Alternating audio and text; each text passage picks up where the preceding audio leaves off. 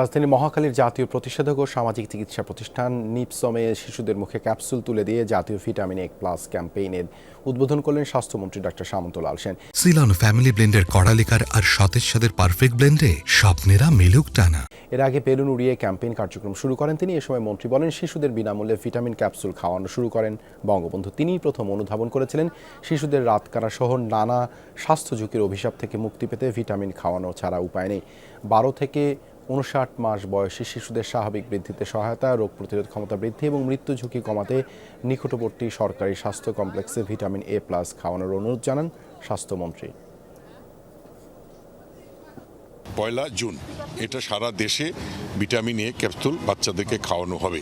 আমি মনে করি আপনাদের মাধ্যমে আমি দেশবাসীকে অনুরোধ করব, প্রত্যেকেই বাবা মা যারা আছেন তাদের বাচ্চাদেরকে নিকটবর্তী থানা, হেলথ কমপ্লেক্স, উপজেলা কিংবা কমিউনিটি ক্লিনিকে আপনারা নিয়ে যান, স্বাস্থ্যসম্মতভাবে ভিটামিন খাওয়ান।